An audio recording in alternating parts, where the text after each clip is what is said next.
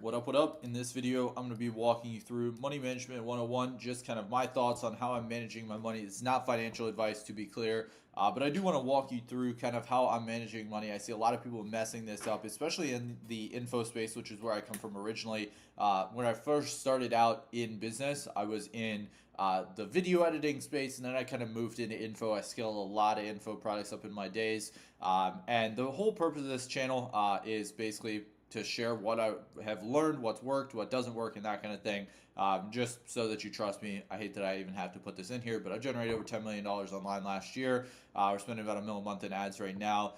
And we have about a 20 million follower portfolio. To be clear, I'm not personally spending $1 million a month in ads, but we are spending that much across all of our clients, across the Meta platforms, across all the different platforms, Meta, Google, all the big platforms. We have a 20 million follower portfolio. We've helped literally hundreds of clients across hundreds of different verticals and industries. And so I just want to share the lessons of what's worked, what hasn't worked. My goals of this channel, again, three main things: build a community, cool people, gain some reciprocity with the world, attract top talent. And all that I ask is that you give me feedback. If you hate the video, dislike it, comment any sort of suggestions you have. If you find it valuable, pay the fee. Shout out to the big homie Ryan Klog for kind of inspiring me to start all of this stuff. He's the GOAT, so been watching his content for a little while now, and so I just want to get more consistent with content. So that's kind of what I'm doing here. Just sharing my thoughts on what I've seen work, what I've seen absolutely fail, and yeah, just kind of my thoughts. So to be clear, 20 million follower portfolio is not made up of literally like hella people. It's made up of a very, very small select group of people, and this hasn't been updated necessarily like super recently. But you know, as of like January of last year, or January of this year, 2025, this 20 million follower portfolio was made up of about 8 to 10 clients. Now we have a lot more clients than that we're actively working with. But you know, I've worked with some bigger people. If you know Sam Millsap, Alex Sedlak, any of those people that are large influencers, we're probably behind them, or we're behind a lot of them. But one of the biggest things that I see, and Alex talks about this all the time, Alex Sedlak, one of our old clients, is that a lot of these people are making a lot of money and they're spending a lot of money because they think that's what's going to make them fulfilled. And simply put, it's not. It's not really going to help you just to spend a bunch of money, go out there and spend a bunch of money on just dumb shit. I see it happen time and time again. And so info and this space in general, the online quote unquote space, is kind of like the ultimate get rich quick scheme, right? And so that's why money management is super, super important. I had one of my consulting students ask me this, and I'm not here to sell you consulting, to be clear. I'm not here to, sell anything. This video is purely just value based and just showing you what's working for me and what I'm doing. I don't even have my consulting open right now, and that's not even just like a scarcity or urgency tactic. I'm genuinely not focused on consulting. We help our clients done for you build AI systems, right? So from my experience, I have a few consulting clients that are still open. That are still there from the last time the program was kind of opened up publicly, and last time we were offering it. And I had one the other day ask me about money management, just the basics of it. And so basically their question was, how can we make this get rich quick scheme of info last as long as possible, right? How can we actually build wealth from something that's so short term, such as info? And this person specifically is an operator. He's in this space of growth operating, quote unquote. He's kind of, more advanced than the majority of these quote unquote growth operators. But you kind of get the idea. He's building businesses and that kind of thing. And so he is primarily in the info space. His target market is coaches, consultants, info product owners. And so that's kind of what, we talked about. And this is just kind of like a breakdown of what we talked about on that call. And so there's a few different things. And the first thing that I think of when I think of the info product space is kind of like a football player, an athlete, where they're able to get a lot of money up front, but long term, it's really, really hard to sustain that money. And a lot of people who are like, quote unquote, like athletes or football players or whatever, just in the example, go out, they make a ton of money, and then they spend it all, and then they're broke again. And I see that happen time and time again with influencers. It's insane because they get the money so short term, but they don't realize how short term info actually is. The lifespan of an info influencer, quote unquote, is very, very short. And so if you go out and you spend all your money right now on like Lambos or just dumb shit, it's okay, but also like it's a lot better use of your money to save that money, right? Now, in some cases, there is an ROI on it. For example, with Alex Sedlak, one of our previous clients, he was able to make somewhat of an ROI. I don't know how large it was personally. I wasn't, just looking at all of his finances all the time and trying to actually measure that. It's not trackable, but I would say he did get somewhat of an ROI from buying his Lamborghini or buying his other cars. You know, and with him, he bought a new car like every month. But he had an ROI with that because it painted a dream outcome for the other people. And so I see that a lot of times. But what is the most important piece of this, in my opinion? I only want to have to get rich once, right? I want to build wealth. I'm not really worried about just being like rich short term. I want to build long term wealth and sustainable wealth, sustainability. And this is super, super important when it comes to info or anything that's so short term like info, right? And so, kind of the solution to this is just like building long term wealth. And excuse my my spelling. I don't spell, I sell. So my spelling might be off in some of these. But one of the big things that I've seen is people just spend money on dumb shit, right? They don't think. And so what you actually want to be spending money on, and this is the biggest lesson that I've learned about money management as a whole, is if you don't take anything else away from this video, this one thing is the most important concept, is buying money, right? Most people don't think about it this way. They think, how can I invest into certain things? But think about it as, how can I buy money, right? The richest people in the world trade their money for more money, right? Brokies, quote unquote, trade their time for money, right? They work a 9 to 5. They trade 8 hours a day for a paycheck. And that's cool. You're making money. You're utilizing your skills that you currently have. But the goal should be to have skills that are more valuable than that time. And then, the middle class trades their skills for money, right? And the wealthiest people in the world, the people who are in the top 100, in the world, they are trading their money for money. They're not trading their skills for money. They're trading their money for money, right? They invest. They buy certain things and spend money on certain things to go up in value. And so they spend money to be able to make money. They have an ROI.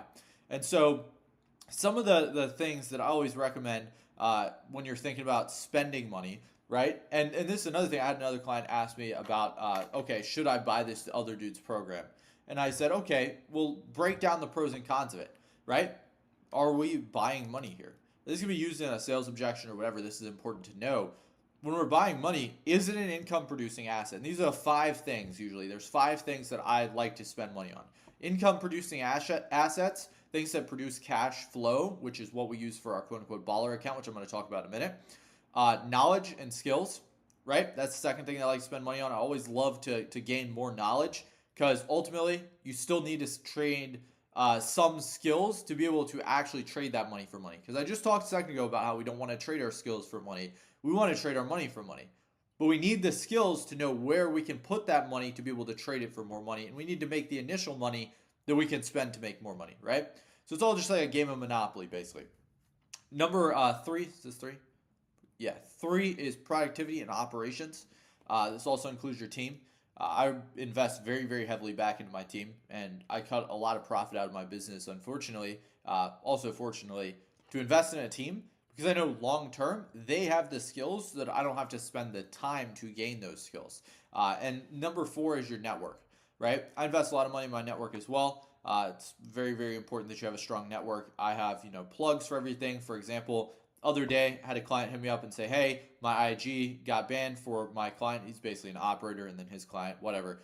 His client said, hey, IG got banned. Boom, I need an unban. I said, fire. I got an unbanned guy. And so I was able to get him unbanned. And, obviously I didn't take any money off of that deal. Usually if I'm going to do an unban, I'm obviously going to take money off the deal, so it's worth my time to do it. But you really have to focus on, your network, because you can take a lot of money out of this network. This is something that is producing a lot of money for us right now as well. It's just the network that we have, because we can resell other people's services. We can upsell certain things. There's a lot, like, for example, an unban. If I was going to do an unban for a regular person, I would take 10 to 20% off the top. And to be clear, that's what I'm supposed to do, right? I'm connecting people. And so me having the network, I'm giving value out to the world, and I'm getting the money in return, right? So the network is something that if I hadn't paid, I wouldn't have these unbanned guys. I have 3 or 4 reps that I'm constantly in contact with anytime someone comes to me needing an unban, and I'm able to do that because of the network. And then Number 5 is health and looks. I hear a lot of people talking about looks don't really matter that much. There's a lot of fat entrepreneurs out here. I transformed my life completely from being extremely overweight, obese, literally obese, to being, in decent shape. I mean, I'm not like in insane shape, but I invest in myself, right? Literally, the only thing that I eat is ground beef and rice. And so I invest time in the making of that ground beef and rice. This is another thing I see. A lot of people will just order DoorDash all the time. And they say, okay, it's saving time, which is good, except for the fact that that stuff is not healthy. And so I value my health over it. I'm not sitting here trying to give you a health talk of like, hey, you just need to value your health, but your health is super important because the reason health is important is because it affects your looks, right? If, for example, another thing that I invested in is Accutane, right? I'm going to take Accutane, get rid of my acne. You can't see it in the Loom for some reason. I don't know why it's not popping up, but I have a lot of acne right now. I'm, breaking out a good bit, and I know that that is affecting my ability to be able to sell, right? And so I'm going to invest in basically taking medication that's going to alleviate that problem and be able to help me articulate my value to my clients more, which would be looks, right? I don't want people to think I'm a 13-year-old. I want people to think that I'm a grown man, right? And so you have to invest in your looks as well. So that's the 5 things. Super important, just to break down briefly how we go about doing income producing assets. A few different ways that we split it, right? We got money in the bank, which I typically store money in the bank as well as money in a crypto account. So I have multiple Coinbase accounts. So I store money in there. I think that works pretty well to store USDT, I think is what it's called, something like that. It's just like US dollars stored in a crypto account, right? So that keeps me decentralized from the bank, right? Then you need to have crypto. You gotta have real estate, cash. You gotta have a good mix of everything, right? Stocks and businesses, hard assets are very important as well. And hard assets are like gold, physical cash, things like that. Now, your money in the bank is considered your war chest, right? This is money that you can play around with. The biggest thing that I like to invest in personally is like paid advertising, and different, variables like that, like paid ads and that kind of thing as well. But yeah, that's kind of just like what I like to invest in. And I think that if you can have a good mix of these things, don't ever centralize yourself in one place. The bank can shut you down at any moment. Your stock portfolio can get shut down. Like, you don't want to ever have all your money in one place. The stock market can crash. A lot of people are scared about recessions. The only way that you can mitigate the risk is diversification. And so this is kind of how I'm diversifying all the income that I get right now. And the kind of big main point on this, back to like just don't spend money on dumb shit, you have to also save money, right? And this is what we call the withholdings folder, right? And so this is basically 4 main things that I like to withhold from the rest of my quote unquote income, right? So that's my team. That's one thing that I save a lot of money so that I can give incentives to my team to perform better. 2, taxes. Hiring a good accountant is a great investment because it saves you a lot of money, right? Last year, I paid very, very little in taxes. Very little in taxes. I paid like $25 as the quote-unquote initiation fee. So hiring a just like banger accountant is super, super important so that you can get those taxes down as little as possible. Although, ideally, I can get into a whole argument about this. You want to pay as much in tax as possible because it means you made as much money as possible. But you get the idea. The rainy day fund. This is another thing. I like to have at least $10,000 set aside. For me, personally, I feel like I can last, 2 to 3 months on 10 grand. So I like to have, 3 to 6 months of expenses set aside for, anything that could go wrong in the business. If the business fails, you never know. With info, anything can happen. If you're relying all your attention on Meta, for example, to get clients, and you're not doing any YouTube, and your Meta accounts get shut down, your business manager gets shut down, you built your business on a one-legged stool. And I did a whole video about one-legged stool, but if you build your business on a one-legged stool, you can just get lost at any point in time. Next thing, future cash flow. So you got to understand that with upfront payments, like with my business model at least, we take upfront payments, we get paid 3 months in advance. Right? So, to be clear, like if we are taking a deal that's, making $100K a month, for instance, we might take $20K up front for the first 3 months of support. And so what that $20K would go to is the team allocation, the ads, anything that we need to do to hire, that all goes towards that. And then we obviously take profit home. But if I go out and spend $10K of that in the first month, I'm not going to be profitable if I spend $10K every month. While it might look like I'm still 50% profitable, you have to remember that the future cash flow is not guaranteed. And so you have to have the amount of money that you can set into those accounts so that you can actually fulfill on your service for your 3-month time span. So that's what I mean by future cash flow with holdings there. The last thing is the fun stuff. Like, why do we actually make money in business, right? It's to be able to flex on the haters and stun on the hoes, right? And so ideally, that's why most people start in business. They want to make money. They want, the core human desires, and they just want wealth, right? And so there's nothing wrong with wanting luxury. You got to understand that a lot of people will be like, oh, well, I don't need to do this because, whatever. They try to virtue signal that they don't want to spend money. That's dumb. Don't do that. You got to understand that luxury items are good because it motivates you as long as it doesn't put you into debt, right? Again, try to buy this stuff with cash flow if possible. You've probably seen Cardone talk about this. Cash flow is super, super important. And so I typically allocate about 5% of my income to quote unquote my baller account. And I use Relay as my bank, relayfi.com. I'm pretty sure is what their domain is, something like that. And they allow you to create like multiple different bank accounts to where you can have stuff sitting in multiple different places and you can sort your income a little bit better. So you have a prediction of what's coming, right? And so one way that I do that is through Relay. Works very well. 5% of my income goes to things that are unnecessary dumb shit purchases. Things like a Rolex, right? I buy that off of 5% of my income. And so that account, you can save stuff in that account, whatever, buy what you want with that account, but that can only be 5% of your income in my opinion. But yeah, this is kind of the overall structure of how I do my money management, how I manage, making lump sum cash purchases and that kind of thing. Well, in the info space, in anything like this, we get paid in lump sums. We're not selling, anything high ticket. I don't necessarily sell info, but I do sell high ticket products, right? So anytime we're selling high ticket, you're getting paid in a lump sum for something that lasts a long time. Or it might last short term, but you get paid upfront, lump sum.